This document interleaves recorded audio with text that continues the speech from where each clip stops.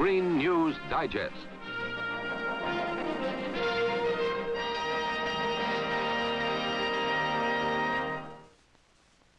Now Kodak, through photography, brings you this edition of the Screen News Digest.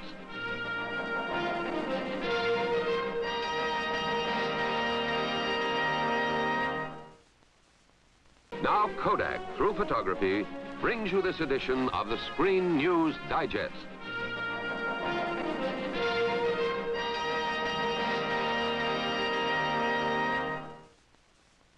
Now Kodak, through photography, brings you this edition of the Screen News Digest.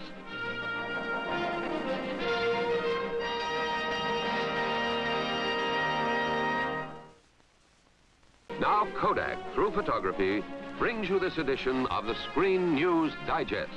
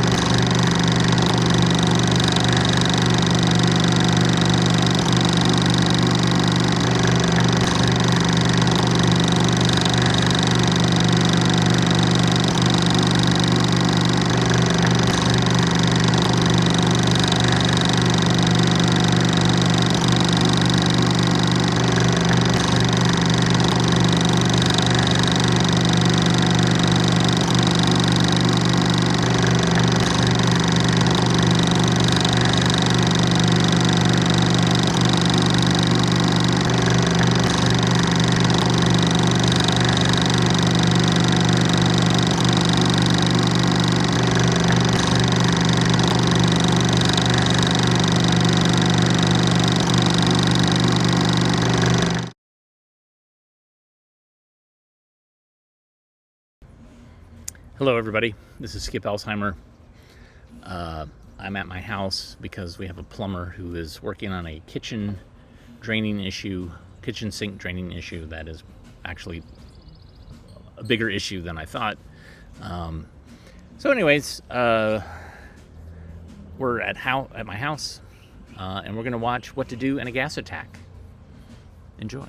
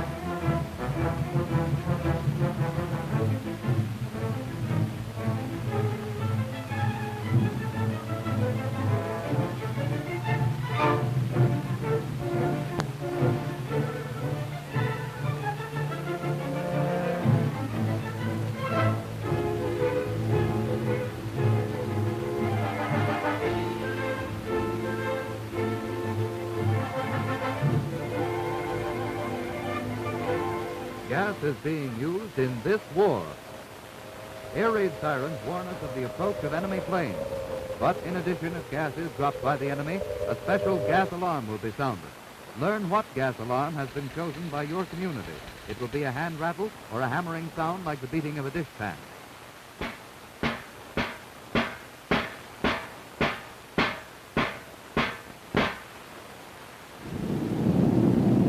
Gas is dropped from planes either as a spray or in gas bombs.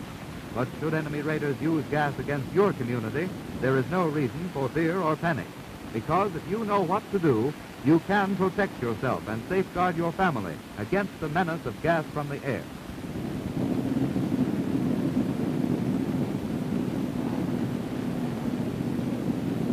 The ideal protection for civilians is an airtight gas shelter ventilated by a system which removes gas vapors from the incoming air.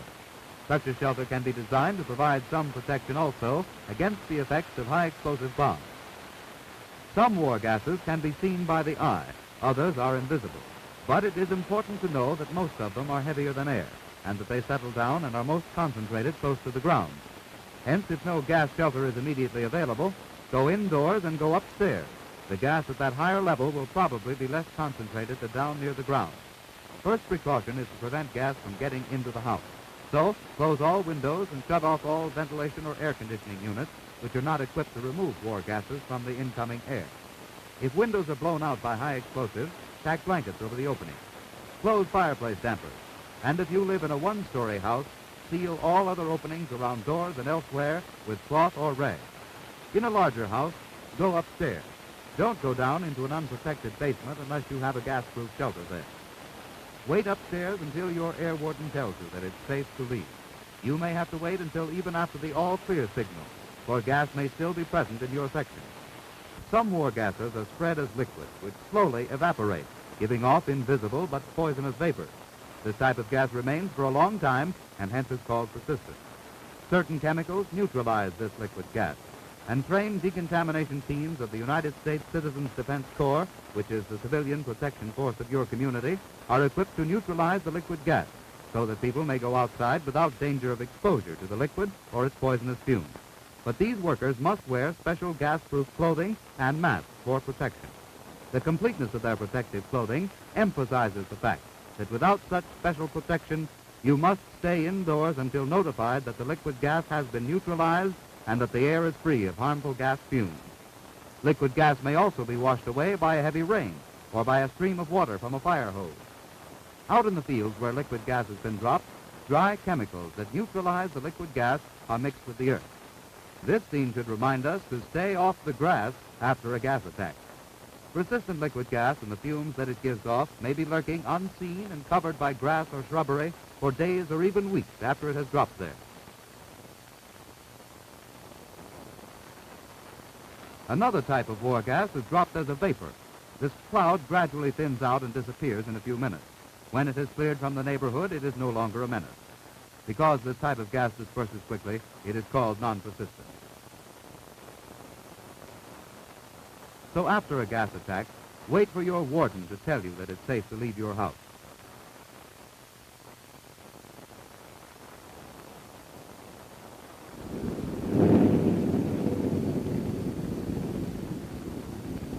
If you should be caught outdoors when gas is dropped, hurry to shelter, but don't look up, because liquid gas might fall into your eyes. Every second counts. Act quickly now in applying first aid. There are certain simple steps you can take to prevent or minimize the harmful effects of war gas. If the liquid splatters onto your skin or clothing, or if you have been exposed to gas vapors, remove all outer clothing outside the house, including shoes. This avoids spreading the gas inside. Remember, liquid gas spreads by contact like poison ivy.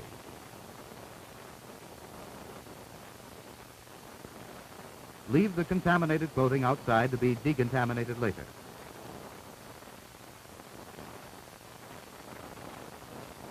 First, quickly remove as much of the liquid gas as you can by carefully blotting with dry cloth or absorbent material. Be careful not to smear or spread the liquid gas onto fresh skin areas. You must work fast. The liquid gas will cause blisters if not neutralized in a few minutes after exposure. You may use absorbent tissues to blot the liquid gas from the skin. Absorbent cotton may be used in the same way with equal success. Throw the contaminated materials used to remove the liquid gas into covered containers to be destroyed later on. Use ordinary household bleaching solution containing sodium hypochlorite to neutralize any liquid gas remaining on the skin. The exposed area of skin should be gently and thoroughly bathed with absorbent material saturated with the bleaching solution. Do not use rough cloths and do not rub with pressure, as this might cause irritation.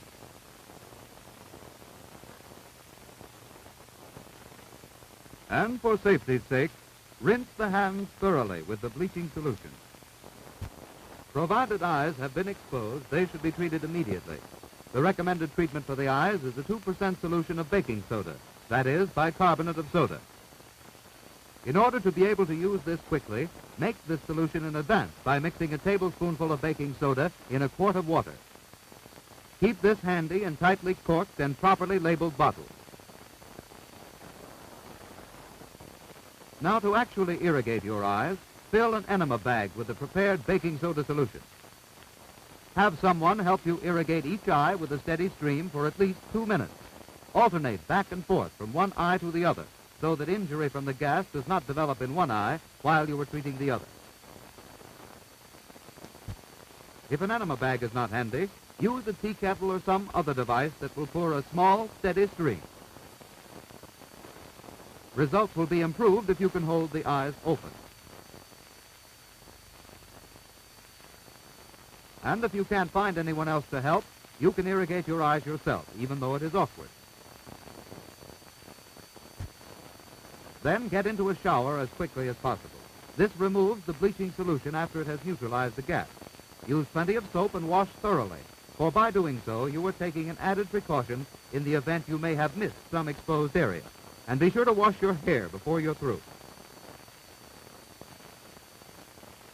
If you don't have a shower, stand in the tub. Soap yourself thoroughly. Meanwhile, fill buckets of water and pour them over you to substitute for the shower.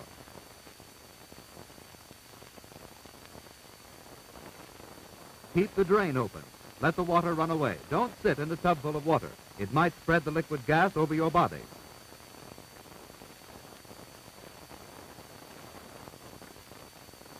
After bathing, irrigate the nose with a stream of the baking soda solution. And to treat the throat, use the same solution as a gargle.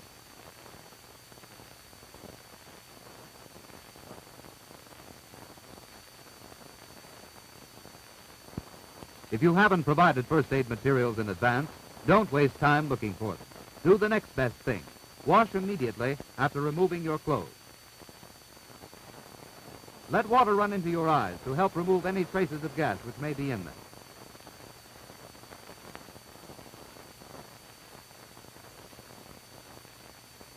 After being exposed to gas, you may start coughing or perhaps have a brassy taste in your mouth.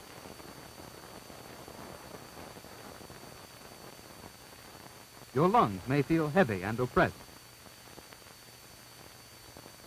Maybe cigarettes don't taste like they usually do.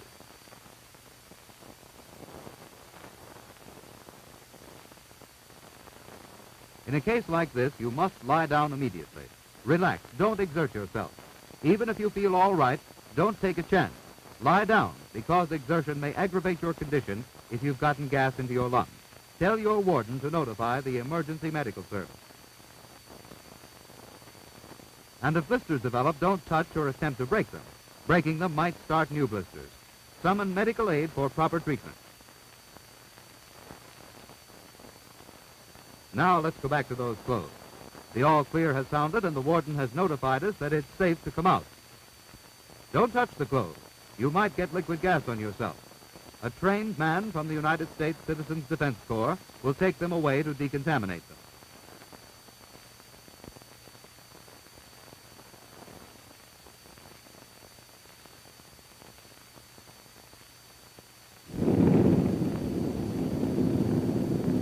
Why does the enemy use gas against civilians?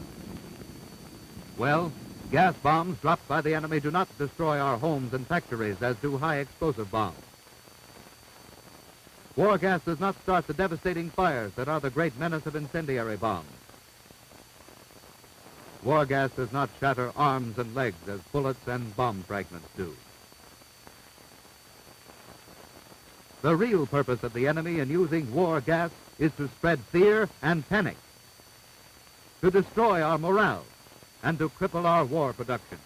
The enemy hopes that we will become scared and panicked, that the weapons our soldiers are waiting for will fail to arrive when crucial battles demand them.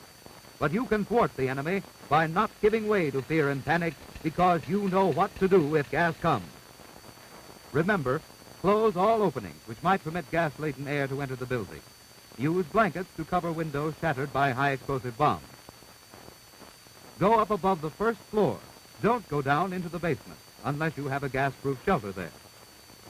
Stay indoors until your air warden tells you it's safe to leave.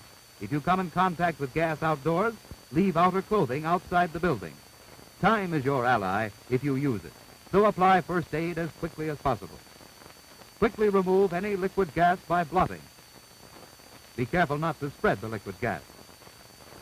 Then gently and thoroughly bathe the affected skin area with the bleaching solution. Wash each eye out for 2 minutes with a 2% baking soda solution. Soap and wash next. Use lots of soap, do a thorough job. Use either a shower or pour buckets of water over you in a bathtub. Irrigate your nose. And gargle your throat with the baking soda solution after bathing. Don't waste time looking for first aid materials. If you haven't provided them in advance, soap and shower immediately after removing your clothing. Wash your eyes out with plain water. If your lungs are affected, lie down to rest while waiting for the doctor to arrive. Or if blisters form, summon medical aid.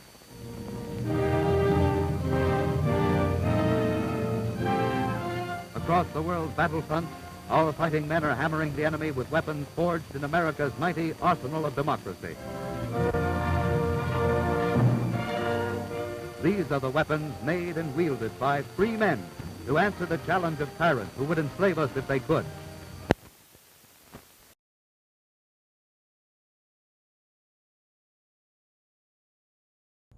So they fixed the clog. It's awesome. All right, what do I got next? I'm kind of doing this on the fly as I can. Let's learn about leaders for leisure. Enjoy.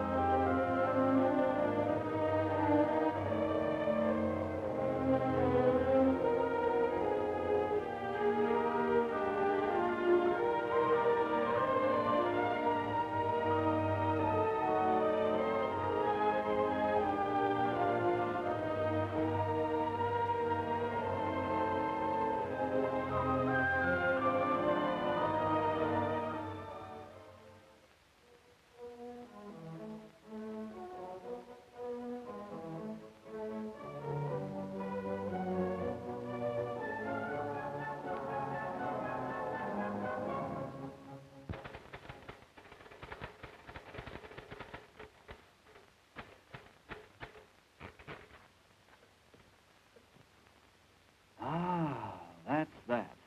The story I've waited 3 years. By George, we've finally got a recreation program rolling in this town, and rolling for good. But when I think how close we came to missing it, boy, oh boy.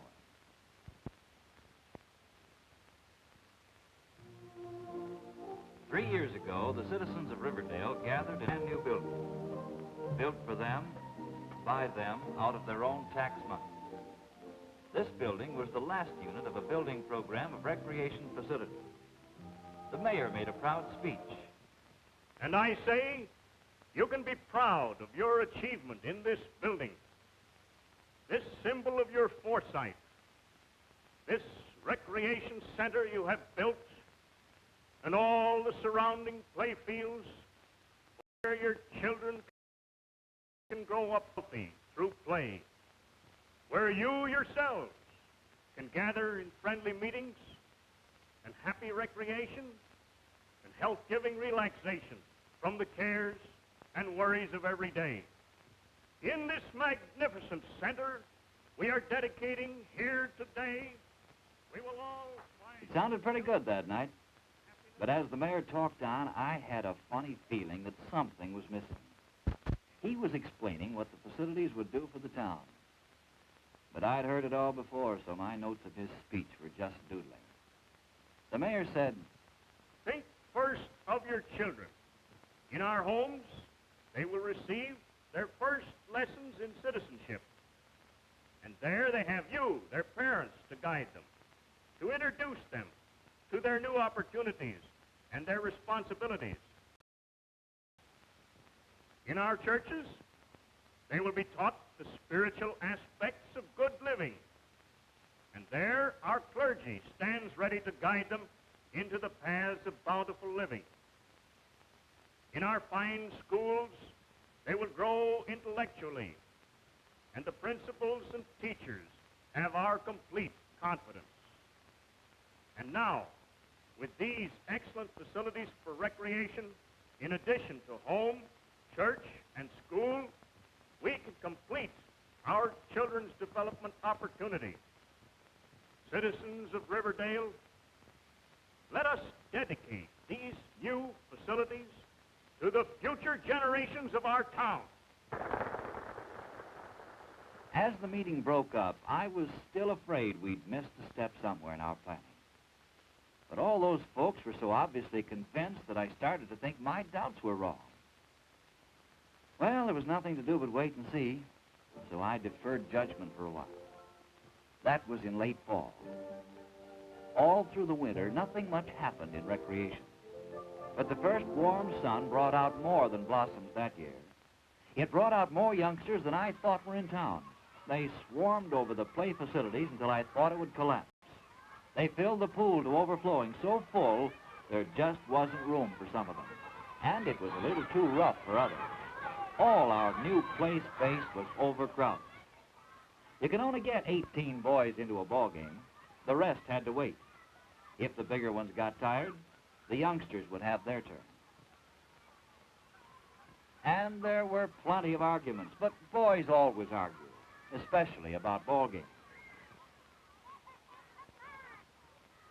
And anyway, the arguments gave the younger ones a chance on the diamond, at least until the fight was over. A few of the activities were new to the youngsters, but we knew how fast they'd learn. All you have to do is give them space and facilities, and of course keep them up for them. And the park maintenance people were seeing to that. Naturally, there were a few good players around town who took over the facilities whenever they wanted them. We thought they'd be examples. Perhaps the younger ones would learn by watching them. The recreation idea was certainly working, and I was willing to admit my doubts were wrong. That was in June. Through the summer, the people were left alone to learn to use our new facilities. Then, along about August, I took another stroll through the park. What a difference. This didn't look like community recreation. The park was empty. The maintenance people were still looking after the grounds, though. But most of the facilities hadn't been used in weeks. 2 months ago, the boys were fighting over this diamond. Only a handful of skilled enthusiasts were playing. One boy looked as though he'd like to be playing, but he was outside the fence, watching. Here was a kid who wanted to play. We'd given him every opportunity, we thought. But what he did that day made me start thinking pretty hard. Vandalism? Bad boys? Delinquency? I didn't know. At any rate, our facilities weren't doing the job we'd expected of them. The youngsters were back where they'd always been, doing exactly the things they'd always been doing.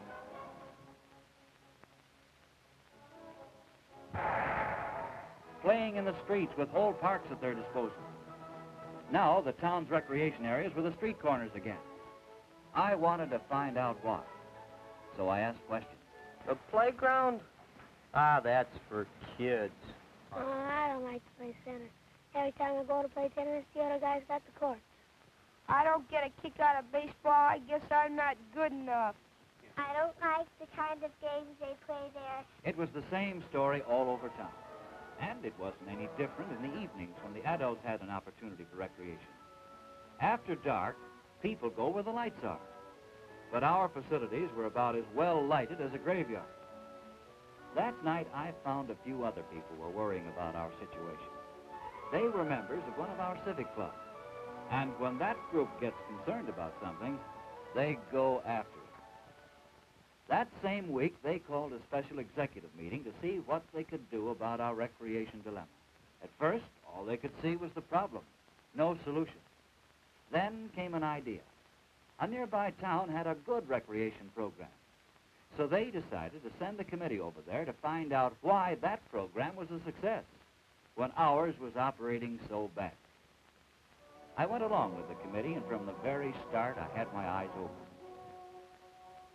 The facilities didn't impress us a bit. We had better back home. But they had something we didn't have, because we saw more real recreation that day than our town had ever seen. They had a program for every day in the week, something for everyone, no matter what their interests were. And we saw that program in action, too. Here was real community recreation, all ages, both sexes, everyone in on the fun. One lady came up and asked for some activity that wasn't on the program. Here were adults asking for recreation when in our town, with the best facilities, even the children weren't interested. It was on the tennis courts I noticed the biggest difference. I suppose I was still thinking about the boy who wanted to play tennis but ended up breaking a window. These youngsters not only wanted to play, they were learning how and having fun while they were learning. There were no sideline watchers, nobody sitting and wishing. Everyone at that particular time was learning. Someone was managing this program, making recreation available for all the people, teaching them how, and then leading them to it. Then it hit me. Managing? Managers. Teaching? Teachers. Leading? Leaders. Leadership. That's what our program needed. Leaders. Someone to make it go. Well, back home, we reported to the mayor, and I have to give him credit. When he saw the mistake, he called a special council meeting. And to avoid another mistake, he called in a professional recreation consultant. I remember his advice to this day. Gentlemen, I've studied your situation here in Riverdale, and I can only confirm your own conclusions. Your recreation facilities need management by a trained professional leader, capable of protecting your investment in facilities, of organizing their use to the greatest benefit of the people, of administering a recreation department, managing a budget. A man who can run your recreation facilities as you'd expect your own business to be run. After that bit of plain logic, it didn't take the council long to approve the new recreation job. The board's first job was to select a leader. Few people around town thought they should have the job for all kinds of reasons. But the board had learned the special qualifications of the man they wanted, and they were going to search till they found him. Finally, they found him. A man who had majored in recreation at college and had made it his profession. And they employed an associate, too. Years specialized experience as a teacher and leader in recreation. This was the team that was to show us the potential of our recreation investment. They had a big job ahead, but like any other professional person, they knew their objectives and how to reach them. Right away, they started to study our facilities.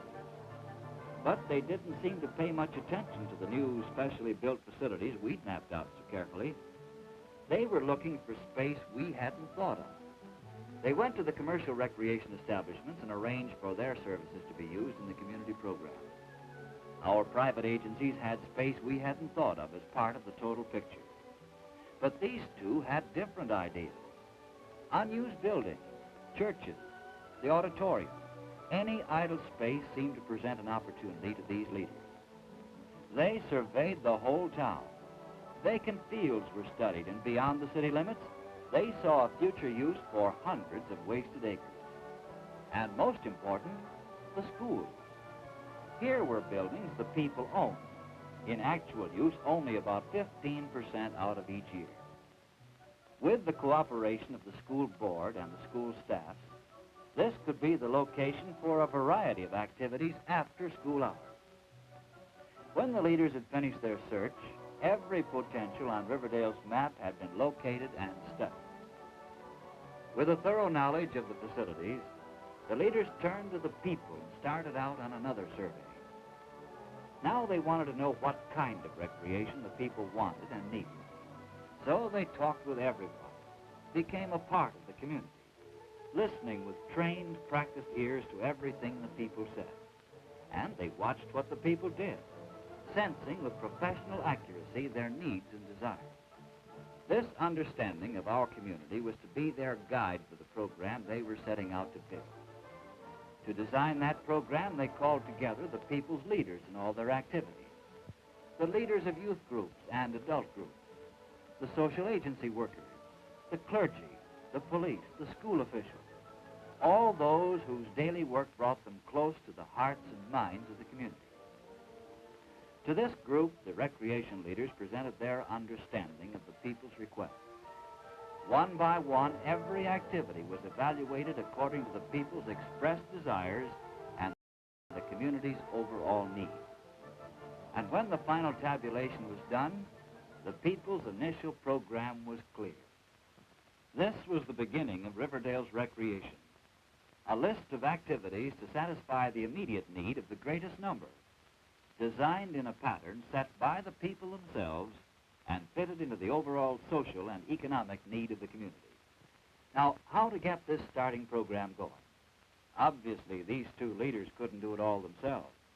They needed help. So they set out to find volunteer and part-time paid leaders from among the people of the community. In every community, there are people with special recreation skills, as well as the native qualities of leadership. In our town, these were the people we thought would supervise activities when we first built our facilities. Now our leaders went to see them. Gladly, they volunteered to work with the new leaders. But this time, the original mistake was corrected. Good leadership is more than skill and native quality. Even part-time leaders need training in the technique of instruction, the philosophy of recreation, and the psychology of groups. So the professional leader's first job was to pass on part of their specialized training to their part-time leaders. Soon the leaders were ready, and Riverdale people entered into our new program in a wide variety of activities. Many who had never participated because they didn't know how started to learn how. And in learning an activity, they learned a newer, richer habit of living. As instruction progressed, confidence increased. With confidence came enthusiasm. And with enthusiasm and the beginning of skill came a deep pleasure of recreation. Some could find recreation time only in the late evenings. So with modern floodlighting, we stretched the daylight hours, and more people started to learn to play. Through good leadership and instruction, they overcame the first great barrier to recreation, that timidity that accompanies lack of skill, the fear of doing badly. Soon the leaders were introducing activities we hadn't thought of as recreation. And we found fun in creative, constructive work. Skill or clumsiness were no criteria. The fun was in doing. Everyone in town got a share of the starting program, and the two leaders kept planning ahead of us. As each activity became established as a permanent part of our program, they started another, starting, of course, with the training of part-time leaders. As each new leader was trained, another activity was added to the list to introduce more people to more fun, more relaxation, more enjoyment from living, more deep-down satisfaction. Through that fall and right into winter, our leaders kept on building the program. Recreation is year-round with them, and Riverdale no longer treats its recreation only as a summer program. Some activities moved indoors. The new program made the recreation center a teenage rendezvous. The school didn't close at 4 o'clock anymore. Every evening, the lights were on, and the community was, for the first time, getting a full return on its school investment. When spring came round again, we just moved back outdoors. The parks and play centers were now gathering points for many who used to think they had outlived their recreation days. And the youngsters were learning many of life's lessons through supervised play. Recreation became a means of expression far more satisfying than anything we had known in the street corner days of our town. Soon, the recreation idea spread into our homes. Our backyards became family play centers, and fun became a family affair. Daylight hours weren't enough anymore, so we installed lights on the tennis court. Now there is no interruption of play at twilight, and the courts are busy far into the evening. More lighting on the baseball diamond made night softball and baseball leagues possible. And here, the many spectators that fill the stands have found another form of recreation. Participants in some activities of their own choice, they find additional recreation as spectators of other community sports. More people wanted more evening activity. We installed more lights, and now many lighted areas all over town stand out as symbols of the success of our program. We discovered that modern lighting makes any activity just as much fun in the evenings as in broad daylight. After dark, Riverdale people still go where the lights are. All we did was put lights where the people wanted to be. Today, from dawn until long after dark, from youngsters through to the old folks, through 4 seasons, the spare hours of Riverdale's people are filled with the pure joy of community recreation, the recreation we've wanted and needed for years. There's a big difference from 3 years ago, and the difference is in leadership. The change came with management, with trained professional leaders who could see the potential of our facilities, who could recognize the deep need in our hearts and minds, and who could use their natural ability and special training to adapt our facilities to our needs and manage them in our best interest. They saw our overall problems, solved them, and made it possible for the people to play. In Riverdale, these leaders have proved that trained professional leadership is the first essential of any recreation program. Without leadership, the best facilities are largely wasted. And with it, any community becomes a better place to live. Give this the page one spot, will you, Jerry? Took me 3 years. And here's an illustration idea that tells the story even better than the comic.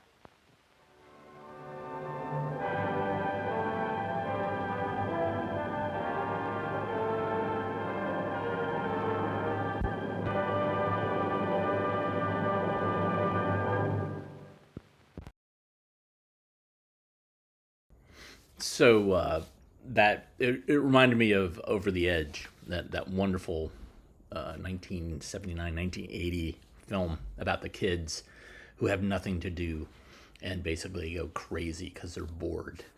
I think that we have a similar problem now where we have baby boomers who are retired and who are incredibly bored and are addicted to their phones, and we need to get them off their phones and doing like positive, creative things because they're causing mischief and mayhem. That's my 2 cents. All right, one last film. This is our American Crossroads. Enjoy.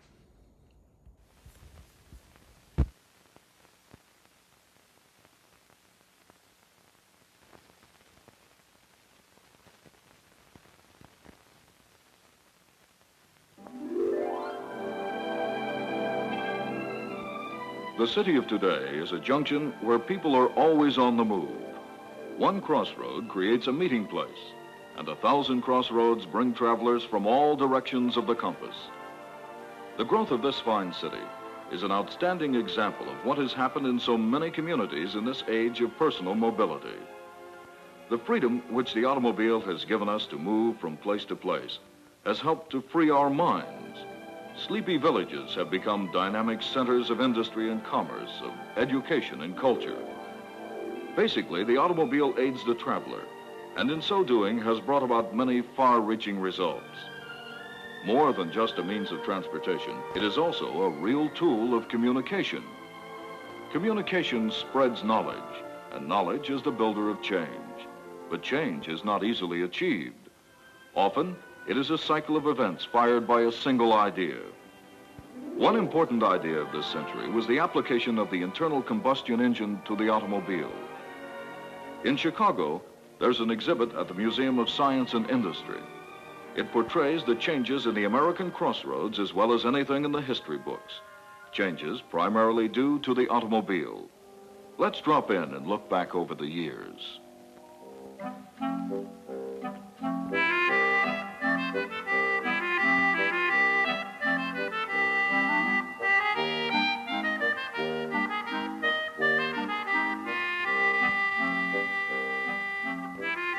Yes, sir. I recollect when the 20th century checked in at Pleasant Corners. Looked mighty like the 19th century. Some folks, they said you couldn't naturally expect much new anymore. But it turns out some folks weren't any great shakes at prophesying. Even now, they don't seem to appreciate what's happened. Happened to thousands of Pleasant Corners all over this land of ours. I recollect, just like 'twas yesterday, that afternoon when a parcel of us boys, we was lazing on the front stoop of Adam Hill's store, nothing better to do, and we was passing a few remarks, maybe sizing up this new man, Teddy Roosevelt, or maybe just wishing Springfield wasn't such a fur piece away. And I recollect, too, how we was watching young Betsy McPherson, she was old Doc McPherson's young one, and Adam's boy, Pete, building themselves a mud dam out in the puddles. When down the pike, Springfield way, we see this contraption a-coming. A genuine horseless carriage. Well, Betsy and Pete, they begin jumping up and down, real excited like, and right off the boys, they start yelling, "Need a horse, mister," and the like of that.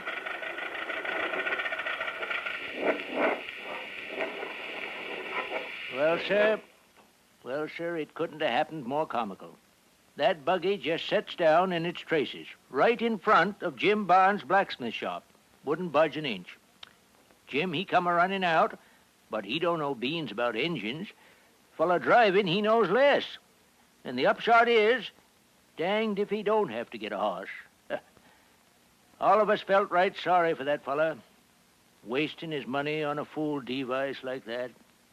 Well, sir, it must have been along about 1908 that them horseless buggies, they began bounding by so often, maybe 2 in the same day, that Jim Barnes, he went and built himself a garage and started tinkering with engines regular.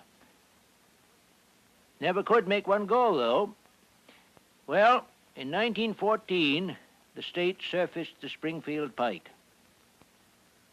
You'd be surprised after that how townsfolk started nosing out our way. Following year, they built the steel bridge and fixed up the Smithtown Road. Darned if some city fella didn't sell old John Marshall the idea of putting up some city-fied, bungalows. Bungalows on his land. All of us felt mighty sorry for old John. Leastways, we did until townsfolk started buying the darn things, and old John built his new barn and all. How was we to know that city folks had that crazy notion of working one place and sleeping t'other? That meat market next to Hill's store,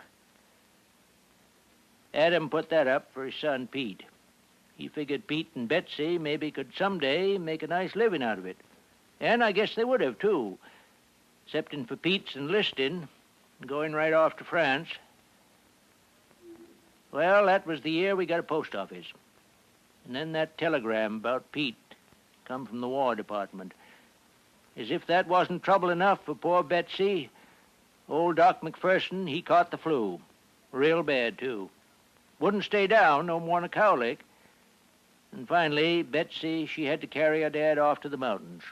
One lucky thing, though, was she managed to sell the old McPherson place to John Craig and his banker friends. Well, old Doc died the summer they built another room on the school. After a bit, Betsy came back to Pleasant Corners. But it wasn't the same Betsy. First thing we knew, she up and married a queer duck named Harris. We all felt sorry for her, especially when we got news about Pete only being a prisoner. But she went right ahead, trying to make a go of her marriage. Even put up a little lunchroom for Harris down the pike with what was left of her money. Seems like, though, he'd rather drive the county gravel truck when he could work at all. So she pitched in and run the lunchroom herself. She always was a plucky one. Good, sinewy stuff in Pleasant Corners, and it only needed that crazy, one-lunged buggy to bring it out. When you sized up 1920 against that sleepy crossroads of 1900, you realized that we'd come a long way. Maybe it didn't stack up much alongside of big towns with factories and such, but you can bet the activity of all the Pleasant Corners in the country, that meant a lot of orders placed in Chicago and St. Louis and New York. Of course, John Craig over at the First National, he said when the country got back to normalcy, you couldn't look for things changing near so fast. He said 1920 motor cars was just about as good as engineers could make. It's pretty, too. And that with so many already on the road, why, it was foolish to expect people to keep on buying a lot of new ones. You know, I just sort of wish old John Craig, he could have stayed around to see what happened. Though I expect he'd still be croaking the same tune. Well, sir, things really started popping just after he died, long about 25, that was. A rash of new houses in Marshall Heights, a new school, and the county's first 4-lane highway. Adam Hill, he sold out his emporium and meat market long in, 27, after he finally give up waiting for his boy Pete to come home and take over. Pete Hill, they say, he's done right smart for himself in the big town, starting in with wholesale supplies and working up to a string of his own restaurants. Hill's Milestone Houses, he calls them. In 1928, the state put in the concrete bridge across Mott Creek so as the buses could run to Springfield. That's the new bus station alongside of Jim Barnes' garage. Well, the Depression hit Pleasant Corners like any other place. Of course, we got a fancy new post office and a town hall. But Alice Hill, she lost old Adam's money, and she had to start that farmer's market. And Betsy McPherson, or rather Harris, she would have lost the lunch wagon if that no-account husband of hers hadn't run his car into the creek about that time. Of course, all of us were sorry, for her sake. But as a matter of fact, as soon as she didn't have all them IOUs raining down on her, why, Betsy, she begun putting some money away. And 'twasn't long before she bought a Hills Milestone House franchise and the Siesta Motel down the pike there. Those Milestone House restaurants, they're popular as a melon patch in August. So Betsy, she's hoeing a easier row now. And what's more, the big boss of the Milestone House chain, Pete Hill, that is, he dropped over between planes last week to inspect his newest place. Must be a long time between planes because he's still here, just sort of hanging round. You know, 'twouldn't surprise me one bit if Betsy and Pete Hill got married after all. Well, that about brings us up to date on Pleasant Corners. They went and rebuilt the theater, and we got our own police department now, standing over there by the traffic light, facing Jim Barnes' new service station and showroom. Of course, we still have our John Craigs, and I guess it's surprising that I ain't one of 'em at my age. But you know, I still figure tomorrow is bound to be a lot better than today. It may not be men and motors, or men and airplanes, or men and atoms, but it will be men and something. Our country still has its ability to create and work and build. It's just now gathering itself together for its next spring forward.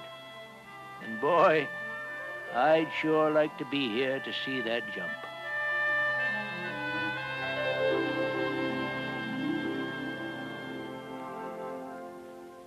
In 1939, the tomorrow which is now today was portrayed by the original Futurama exhibit at the World's Fair.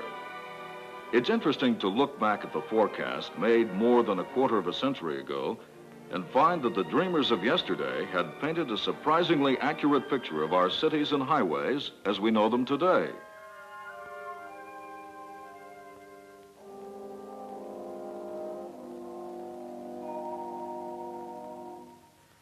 Imagine the wonderful world of tomorrow if the creators of Futurama 2 at the 1964 World's Fair are as accurate in their forecast. They said we would have thriving villages and cities in the land of the Arctic and Antarctic, crossroads of progress in areas that were once steaming jungles, and towns and motels located far under the sea. Even as we're talking here, the moon has become a target of exploration. Can this be the Pleasant Corners of tomorrow? Anything is possible when we look beyond the contemporary and imagine things as we would like them to be. After all, our future begins with our imagination and our inventiveness. As dusk softens the silhouettes of towers in our great cities, we see the full-scale reality of what far-sighted dreamers envisioned in miniature models only a generation ago. The automobile has immeasurably helped shape the way we live today. Many other new ideas are bound to help advance the world of tomorrow. Whether they come from a single individual or teams of professionals, one thing for sure, man is continually striving to make the world a better place in which to live. And there is every reason to believe that our progress over the past few decades will be even more accelerated and exciting in the years to come.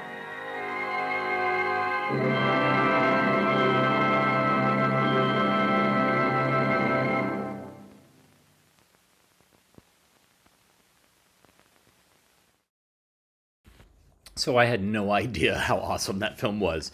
And if you just go by the narration, Katrina is in another room and she's like, are the people complaining about how boring this film is based on the narration?